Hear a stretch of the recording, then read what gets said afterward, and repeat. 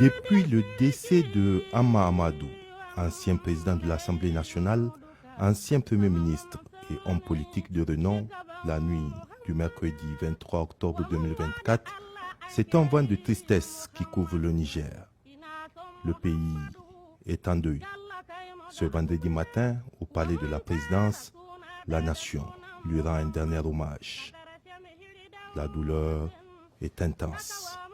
Autour du chef de l'État, président du Conseil national pour la sauvegarde de la patrie, le général de brigade Abdraman Tiani, les membres du CNSP, le Premier ministre par intérim, le général de corps d'armée Salifou Modi, les membres du gouvernement, les anciens présidents et chefs de l'État, les anciens premiers ministres, les anciens présidents de l'Assemblée nationale et une liste longue de diplomates, autorités administratives, responsables militaires, chefs traditionnels, leaders religieux, parents, amis et connaissances qui s'enchaînent tel un chapelet qu'on égrène, venus lui souhaiter la baraka d'Allah. Ainsi tu es parti, cette fois-ci pour toujours, laissant derrière toi des millions d'orphelins inconsolables à travers le vaste pays, des millions d'orphelins qui auraient sans doute souhaité un tout autre destin pour toi, pour le Niger, son peuple, pour lequel tu as tant battu, guidé uniquement par ton souci constant de faire toujours bien ce que tu as à faire. Tu es parti au moment où notre pays se retrouve à la croisée des chemins. Tu es parti au moment où ton pays, en lutte acharnée pour sa souveraineté, a besoin de toi, de tes immenses connaissances et de ta vaste et riche expérience d'homme d'État. Hélas, l'appel de ton Créateur, de notre Créateur, ne se fait pas attendre. Tu es parti, mais ton esprit parmi nous, il resta intact et vaste pour continuer à irriguer nos cœurs et nos têtes de la primauté de l'intérêt général, tel que Feu Sénécoinquier te l'a enseigné et tel que tu me l'as transmis. C'est cela l'explication et la justification de son slogan de campagne en 2016. Le Niger d'abord, le Niger ensuite, le Niger toujours. Après l'oraison funèbre, une fatia a été dite par le président de l'association islamique pour le repos de son âme. Le chef de l'État, président du Conseil national pour la sauvegarde de la patrie, s'est par la suite recueilli sur la dépouille avant de présenter ses condoléances à la famille de l'illustre disparu.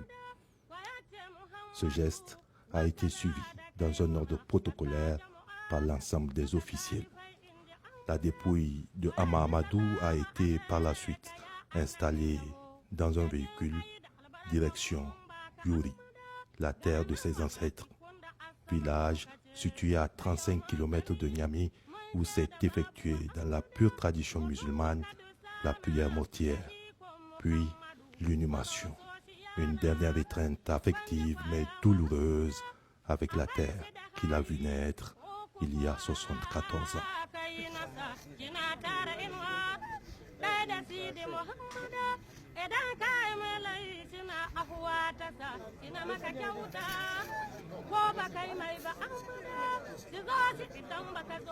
Il est difficile, en très peu de mots, de décrire le monument qu'il était.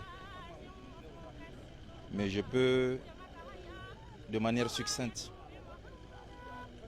dire qu'il fut un homme d'État hors pair, un leader politique courageux, charismatique et résilient, un panafricain assumé. Il fut, pour moi et pour bien d'autres qui ont eu la chance d'être à ses côtés, un patron rigoureux, juste, équitable et chaleureux. Hama Amadou pour moi est un grand frère d'abord, un ami par la suite, un compagnon politique. Je retiens de lui quelqu'un qui a toujours, à qui j'ai eu toutes ses faveurs. Parce que très jeune, je n'ai jamais pensé personnellement que je serais ministre. Il a fait de moi ministre en 2001. Ensuite, il a fait de moi avec Tange, secrétaire général du MNSD Nassara. pendant toutes ces années. Nous sommes restés ensemble et j'ai compris en lui, lorsque nous étions au pouvoir en petit 1999, comme je l'ai dit, les caisses de l'État étaient vides, pratiquement 600 000, un peu plus. Mais nous avons tout fait pour faire en sorte de payer les salaires quelques jours après et de résorber les arrêts de salaire qui étaient plus de 13 mois. Je sais qu'Am est un homme d'expérience, un administrateur avéré, un homme qui n'a pas peur, qui peut-être parfois son langage fait peur à beaucoup d'Nigériens. Et c'est quelqu'un qui n'est pas bien compris par les gens, et même par ses propres amis. J'ai collaboré avec l'ancien président de l'Assemblée nationale, Hama Amadou. Nous avons travaillé. C'est quelqu'un qui aime le travail bien fait. Avec lui et l'ensemble du bureau de l'Assemblée nationale et du staff de l'Assemblée nationale, nous avons fait de très belles réalisations à l'Assemblée nationale. Les législateurs qui nous ont succédé ont encore amélioré ce que nous avons fait, mais vraiment c'est quelqu'un qui aime travailler et nous avons fait de belles choses à l'Assemblée avec lui. Hama, c'est un grand homme, un homme d'une grande qualité.